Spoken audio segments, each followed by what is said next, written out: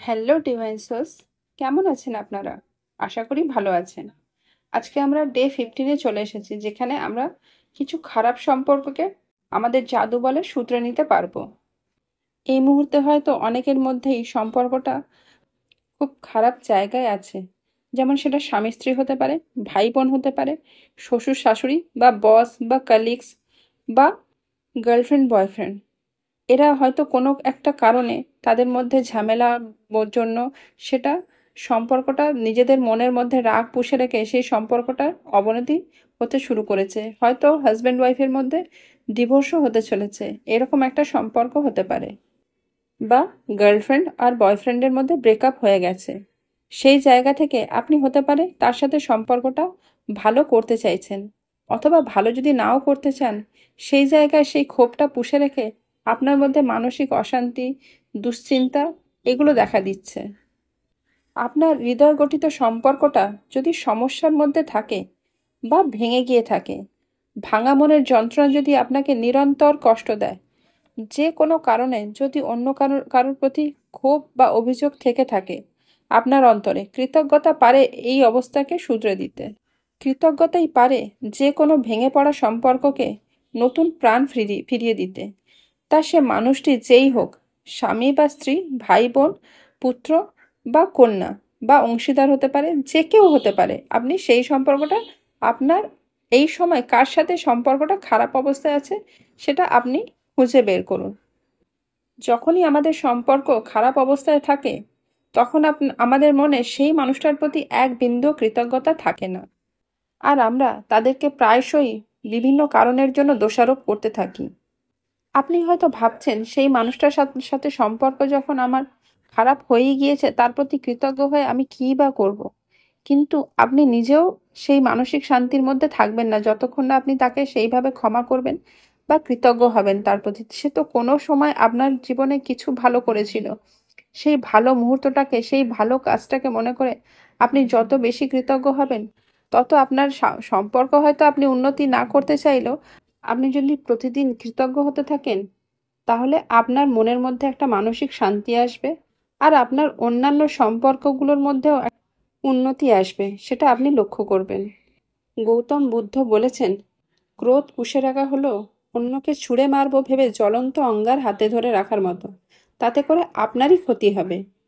সেই কারণে আপনি কৃতজ্ঞতা জানিয়ে অন্যান্য সম্পর্কগুলোকে আরও উন্নত করার চেষ্টা করুন, আর সেই মানুষটিকে ক্ষমা করুন। আজকের জন্য আপনাকে বেছে নিতে হবে সেই রকমই একটা ভেঙে যাওয়া সম্পর্ক বা খুবই খারাপ অবস্থায় থাকা সম্পর্ক।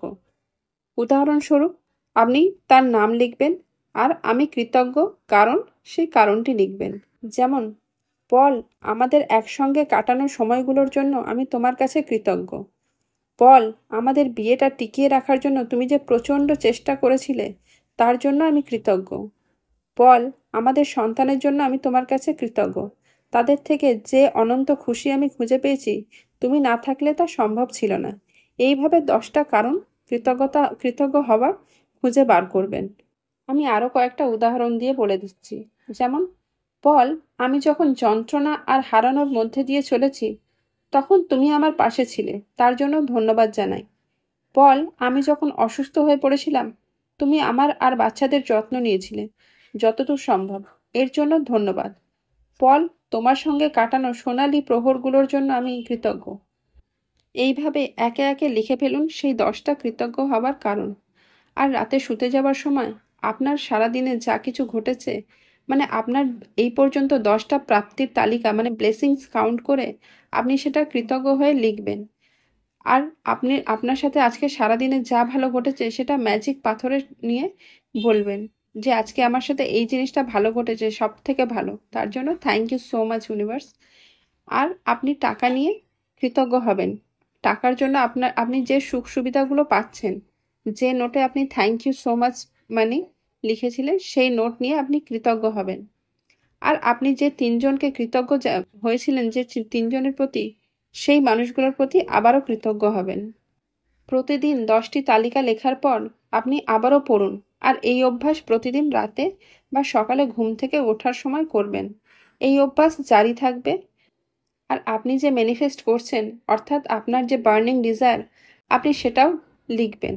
তার সাথে কিছু অ্যাড করতে পারেন, আগেরগুলো লিখতে পারেন, তার সাথে আরও যদি 2-3টে ইচ্ছে থাকে তাহলে সেই ইচ্ছেগুলোও লিখতে পারেন। প্রত্যেকটার পরে ধন্যবাদ, ধন্যবাদ, ধন্যবাদ এভাবে লিখতে পারেন। আর এই অভ্যাস আপনার জীবনে কিছু যে পরিবর্তন আনছে সেটা আপনি লক্ষ্য করুন। আপনার জীবনে বা মানসিক ক্ষেত্রে বা আপনার দৈনন্দিন জীবনে অনেকটাই পরিবর্তন আসবে। আপনি মন থেকে সেই ম্যানিফেস্টেশনগুলো যে আপনার কাছে আছে, বার্নিং ডিজায়ার যেগুলো, যেটা এই মুহূর্তে আপনার চাই, সেটা অলরেডি আপনার কাছে আছে, এটা ভেবে কৃতজ্ঞ হন। প্রত্যেক দিন আপনার উইশগুলো লেখার সাথে সেই ইমোশনকে অ্যাড করুন যে আপনার কাছে অলরেডি থাকলে কিভাবে আপনি আনন্দিত হবেন। আর চোখ বন্ধ করে সেটা দেখার চেষ্টা করুন, ভিজুয়ালাইজ করার চেষ্টা করুন, আর সেই ইমোশনকে অ্যাড করুন। দেখুন কত তাড়াতাড়ি আপনার কাছে সেই জিনিসটি এসে পৌঁছাচ্ছে। কিন্তু ডাউট করবেন না, বিশ্বাস রাখবেন, নিশ্চয়ই হবে। কবে হবে, কিভাবে হবে সেটা আপনার ভাবার কথা নয়, সেটা যে হবে সেই বিশ্বাস রাখুন।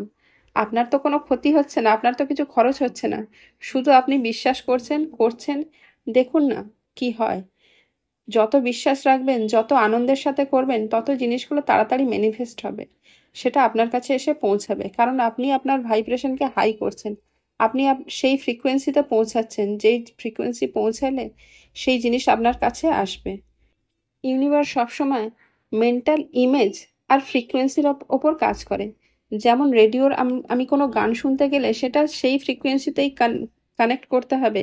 রেড এফএম যে ফ্রিকোয়েন্সিতে, সেটাতে কানেক্ট করলে আমি রেড এফএম এর গান শুনতে পাবো।